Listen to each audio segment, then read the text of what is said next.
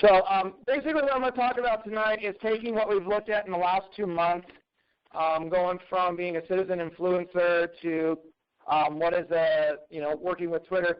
I kind of looked at some things that I wanted to try to push forward now that session has began in the House, and so a couple of things, and so I just decided to call this webinar the new steps, or it actually should be the next steps. I can tell my typing here. So going from there. Tonight I want to basically talk a little bit more about the best practices for establishing our voice, and as well as the do's and don'ts of Twitter etiquette.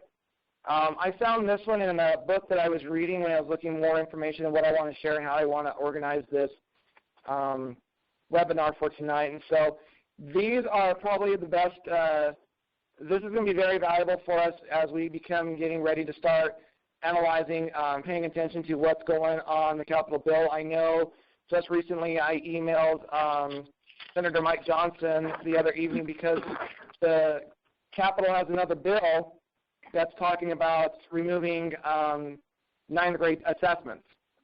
So I wanted some more clarification on that, what that meant.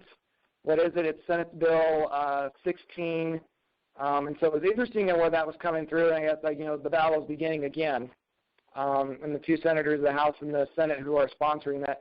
So I emailed them for clarification, and so, not tweeting anything yet, but that's something that we can start looking at is what's going to be the setup for that. And I did ask questions of, well, how does it pertain to my teacher evaluation, with that being the biggest thing down in our state. So we'll talk a little bit about that. So basically talking about the 80-20 rule, we want to make sure that we follow this. We don't want to bombard our followers with too much of our personal life, but we want to make sure that we're giving them helpful and important tweets that we want them to engage with as well as to push forward. We still want to give us promotional tweets that are talking about what we're doing on a slice of daily life, what we're going on there. But as being edu-tweeters, we want to make sure that we're pushing our voices and elevating it and really just going for it and making sure that they're being able to effectively know what we're talking about. And so it's called the 80-20 rule. The little graphic kind of shows you what it's all about. So that's something that we really got to take into consideration of where we're going with it as we get ready to tweet things out and pushing out our voice and being advocates on there. Provide a variety. I use this. I don't know if any of you use it, but I use TweetDeck a lot. I love the feature, and I'm actually going to bring it up on my screen if it'll allow me. So let me see if it brings it up. Give it time to load. I love this one. You can have the desktop app, or you can use it on the website. But what I've been doing with this one is when people tweet out things that we're trying to keep a collection of what people have said, you can go to add the column, and you can do your collections. And you can label your collections anything you want, and you brings it up in the little area right here, and you can just take any tweet that has a little symbol there, drag it in, and you can start keeping track of that on TweetDeck. That's one thing that we can start practicing and doing and using to build our advocate skills of, some tweets that we're going through, building it so we can look and say, okay, where do we have that last, building a collection and sharing with other people. I mean, that was just one of the tools that they talked about and how to build that and make it an effective use of how do we keep track of what's going on. Because as you know, you can see in my home, the Twitter feed just starts going and going and going and going and going. Also, too, you can follow across by looking at your searches, and you can, like I was following the other day, doing the Colorado legislation, you can add that column, and it has everything that's been used in this hashtag. So that's a TweetDeck if you've never used it. It's a great tool. I like it over Hootsuite, which is this one's a little bit more easier to do. So just going to touch briefly on that. But we want to make sure we provide variety, which means that when we're going to tweet things out, we want to make sure that we're providing our followers and those that we're trying to reach out with a variety of what's going on. We can reuse what other people are saying, like we talked about retweeting, as well as commenting and quoting on your retweets. So these are some things that I had questions from my last webinar. People asked, like, well, how do I add commentary, or how do I, if I retweet someone, how do I make it, to provide it? So I did some research, and I came across some more way you can add commentary when you retweet things. These are just basically some templates that I use that I like that you can take. Like I said, I do have a document that I'm going to send to you guys and gals and email them out to you to let you know how you can use these. But when you retweet things out, you can add a commentary to it. You put your key message of what you're trying to say, and then you link it with your hashtag. If there's a link to it, put the hashtag, and then what is your afterthought. Or you can use it to, well, what is your opinion on the issue? Put the hashtag that they're using, mark it as a retweet, and who is the Twitter profile that you're using it from. If there's an article, you can attach the article title and then using the URL to see how many, like I said, I use Bitly to find out how many people are actually clicking on the tweets and going from there. Next month I'm going to teach you guys and gals how to analyze your tweets to see what are working for you, because it's important to know as educators who are trying to elevate our voice, we want to make sure we want to know how am I reaching my people, who am I reaching, what is the tweets that are getting retweeted, and how are we able to amplify that to where we know what's working. It's just like in the classroom, we want to know what our assessments are doing and how our students are learning. Well, we can also find out the statistics and then the analysis of how our tweets are going, what tweets are working, how am I phrasing it, what was it about it that got the most tweets, the most likes, the most forwards and favorites. So going from there. So we can look at that and going from there. When you're trying to add commentary, again, you always want to get across, if you're retweeting someone, what's the key message we want to share based on what they said. If they're not in the right aspect, we can provide them with the key message and get them thinking about what they're doing, provide the link, the hashtag, or the afterthought. So that's one way we can do that when we're looking at adding commentary. How do I do it properly that are good tweets? And that's why I'm giving these templates here, because these have been proven to, if we follow these or we use these type of ways to retweet things out, this is how people are engaging and catching. The fun part about this is that when I started looking at these templates, I started analyzing people that I was following, and I started analyzing tweets, and I was like, okay, is it how it's catching? And these are a majority of how people are really pushing and looking at how many likes they're getting and going from there. Some things on there is that we need to make sure that we really are who we are. Again, we are the teachers, we are the educators, so we need to be real with them out there. We need to make sure our personality shines on Twitter, and we want it for the positive, not the negative. You can always take something that you want to say negative and turn around to a positive spin to where you can still get your message across and still not worry about your credibility being affected, and you're still being an influencer. Research will show you that those who have a lot of retweets and those whose tweets are getting out and reaching people, it's because they're being very proactive and have a solution. I love the idea about you have a problem, you're going to agitate it, and then you're going to bring the solution to the table. And that's what we can use our tweets for, that when we're looking at new bills coming out. And I mean, this is like the best time to start paying attention to those, because they're going to rely on us to push things through. If we're not even showing up at the Capitol Hill, we can still provide our readers as well as our viewers and our followers on how to follow and catch up and go with that, even reach our legislators. Using their hashtags, using their usernames, we can push that as well. Appreciation, we want to be appreciated out there. You want to appreciate others, so you want to give, a handout to all of them. Ask questions. Another way to do it is when you're tweeting things out or you're looking at pushing things, ask those questions out there. Get them thinking and get the responses. Find out what people are thinking. Find out what we always say, the trolls they're looking for, what their arguments are. How are they counter-arguing us? So when we're looking at tweets, the best practice out there is always providing your tweets, to ask these questions. And again, this is building that idea of us as citizen influencers. We want to make sure that we are aware and we are making people aware of what's going on when it comes to our profession. So we're going to talk a little bit about the master Twitter etiquette. These are things that are the practice, the do's and the don'ts. The do's are what's going to make us strong, are going to get our message across, and the don'ts are what we want to try to avoid so we don't affect ourselves as being influencers out there in the Twitter world, because now at times, social media, in the research that I was just reading the other day when I was doing this webinar preparing for it, they were talking about how the movers and shakers are now using the social media to push forward. And again, like I said, Twitter was number one, and it was Facebook, and then it was Instagram. Because on Twitter, it's live. Like I said, we've repeated this several times. It's live. It's going on right now. It's happening. And so that's why it's one of the effective tools that we can push across. So things that we need to do on Twitter. First off, we need to be engaging. I'm going to send a document to you guys and gals as a cohort. It's a template that you can use on how to set up a weekly schedule. I do my best to sit down on Sunday and go through what I want to talk about throughout the week, kind of planning out my tweets for the week, figuring out what I want to do. Again, I learned how to take what I've tweeted out, analyze it, look what works, and then use that for a drive for the next week to say, okay, when I'm getting ready to work on my tweets, what am I going to say? What worked last time to get all those tweets going out?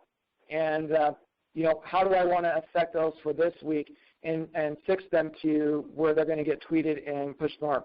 So we want to be engaging. We do want to be responsive on Twitter. We don't want to be a robot, which basically means got a little feedback there.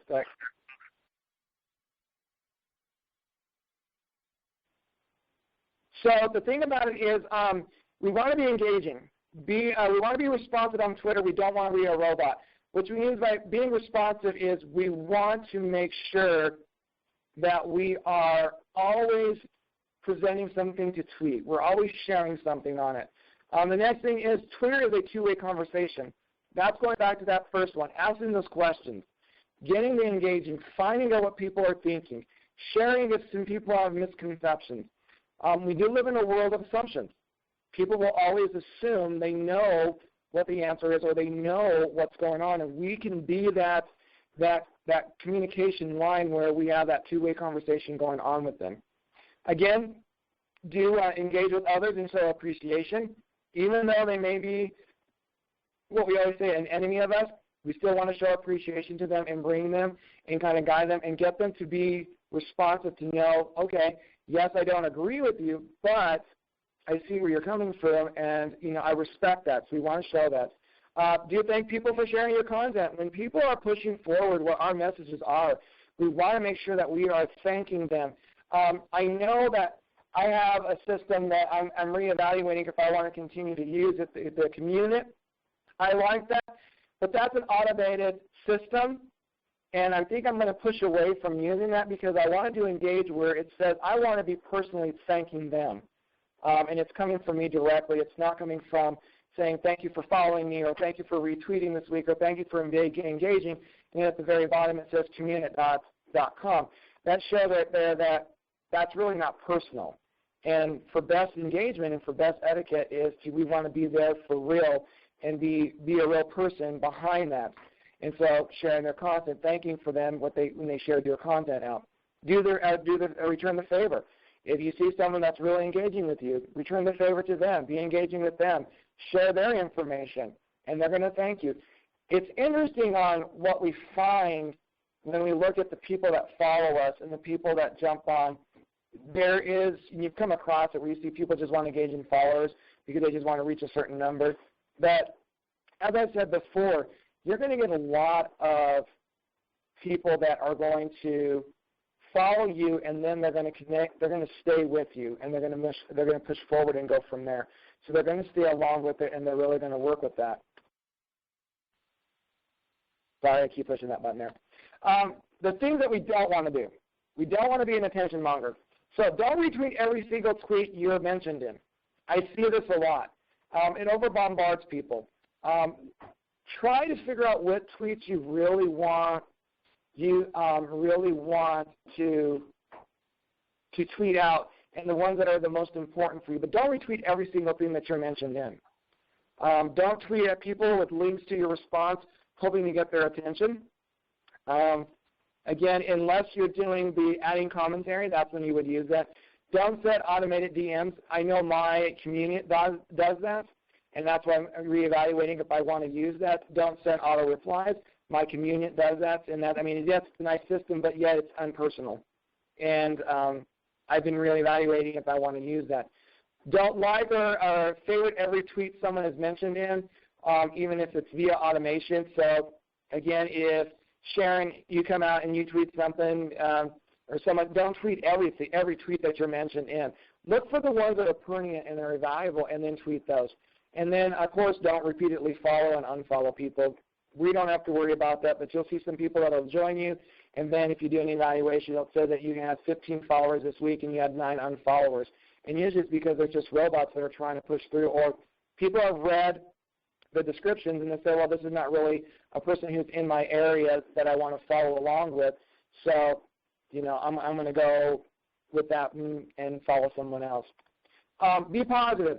Be kind and gracious to others. Again, we may come across someone that's going to challenge us on our thought process. They may say something that may ruffle our feathers a little bit, but again, we still want to be that kind and that gracious to the others. Don't gripe on Twitter. If we've got something that, as educators, we have a thing about a new bill coming through, we really want to tackle that proactively. We want to know what the problem is, again, agitate at it, and then try to bring a solution to it. That builds our credibility as tweeters, as educator tweeters out there. We want to do that. Don't say something to someone on Twitter if you don't want something said in real life. I mean, it's just best practice. Don't insult public figures and think it's okay because they didn't use their Twitter handler name in your tweet. We've seen that a lot where if we write an op-ed or if we tweet something, someone's going to automatically try to start a argument, and that's the next thing. Don't try to start arguments on Twitter. It's not a place to have a Twitter fight. I know our students love to do that. I know in our personal life people like to do that. But if we want to build our case and we want to be strong and ethical educators, we don't want to do those things. We don't want to attack our public figures. We might want to challenge them, but we don't want to insult them. We want to try to provide them. Again, our goal is to elevate our voice, to be an advocate for our education and our profession, and to be there for our students and do its best. And then again, last one, don't be a troll on Twitter, no matter how angry you get at the idea or what's being said and going from there. Avoid the rookie mistakes. Don't overuse your hashtags in your tweets. Limit yourself to 1 to 3 hashtags per tweet. If you have to have a long conversation with someone, do it over your direct messages. Don't do it on Twitter because what it does is it just, again, bombards our feed line, and some conversations are better just to be kept in a DM, which is a direct message, and have those conversations, and then we might be able to share what we've said out there. Don't intentionally make your private conversation public. Do block people if they're trolling you. It's okay. Again, you might get those, but you'll find the ones that become your enemies. They become the trolls, and so sometimes you just want to get away from those people and save yourself the pain and the agony behind it. Do use the right hashtag when you're tweeting live. Again, you might want to inform your followers that for the next 30 minutes, you're going to be participating in a DM chat and you're going to be tweeting. So if you could do that, that's best practice so they know. And the last one is don't overshare. Provide the essence of what you want to share with your followers, but don't overshare and kill it to a point where it's a little too much for them. Before I move on to that part, are there any questions that you have that maybe even our last webinars to what's going on here? Any questions that for you that are online? Any questions? Can you explain what DM is? Okay, the DM is a direct message. So when you're on your Twitter account, I'm just going to bring up mine. Yep. I know what it is now. Thank you. Yeah, the messaging, that's what the DM is. That's what the DM is. Yep. Awesome, thanks. Okay. Any other questions? What I did want to challenge you to do, you might want to sign up for this. I don't know if you have it. You can sign up for a free account, or you can pay for the paid version. It's your choice. I do this, and I check this every day. I also, if you haven't subscribed to Chalkbeat, you can do the same thing, and Chalkbeat will send you an email daily with all the legislative updates. But I do subscribe to ColoradoCapitalWatch.com, And what I do is I usually do it in the morning or I do it in the evening, and it gives you a roundup of what happened, what's going on. You can look for the bills that are happening. I read about the bill that was talking about the new let's remove ninth grade testing. That one came in Chalkbeat, which is Chalkbeat's more geared to the education. This one here, you're going to find out basically everything that's going on. But it's really, like I said, you can have it, it's free, even though it says free trial. It's free for you for the year unless you want to pay for the paid subscription. But it's really helpful because when we're looking for bills or we're trying to find out if we're looking for who our senators are as well as our congressmen who are in the House, the General Assembly, we got this, and this is where you can look at it as well. But like I said, also, I'm just going to bring up Chalkbeat. I don't know if any of you are on that, but they do have a spot where you can sign up for getting information every day in the morning about the Capitol News and finding out what's going on.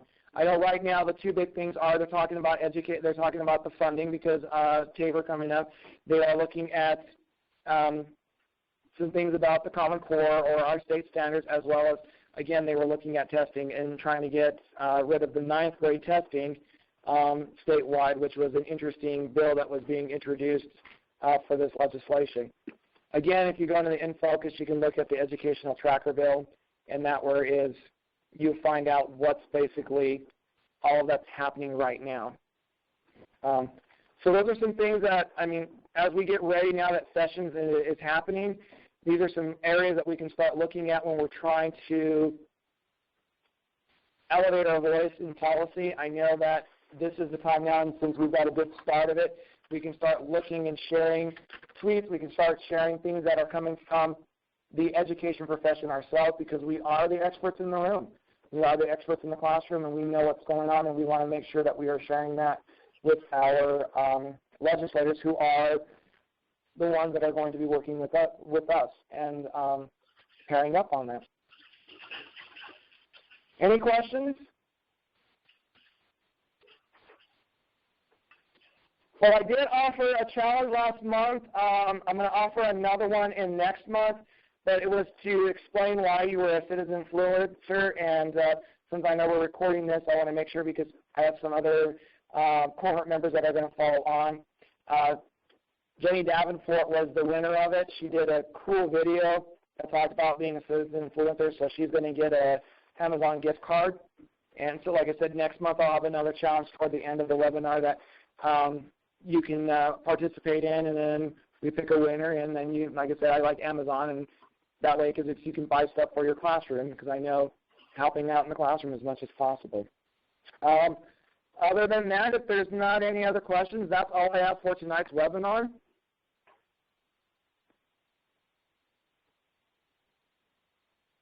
Again, if you have any questions down the road or you think of anything, you can contact me at my Hammer name. You can put in a co-ed voice or a co-ed voice chat.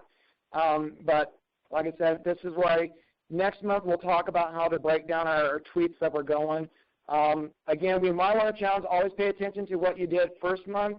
So if you haven't kept track of how many tweets you got this time, keep track of what you have now, and then keep track of what you have when we have our next webinar to see how many you've tweeted out. Pay attention to how many of your followers that you've had as well, and that really shows on it. And then, like I said, next month in the webinar, I will show you how to analyze and find out what tweets are really working, what are not, how you can shape and mold them to where we can push our tweets further out there, as well as to really get the viewers out there and follow, and for them to follow us and really push our message across in the world of Twitter. Other than that, if there's nothing else, that's it for me tonight. Thanks. Have a good rest of the week. All right. Well, thank you guys, and enjoy your week. And we'll see you next month. Bye-bye. Bye-bye. Bye.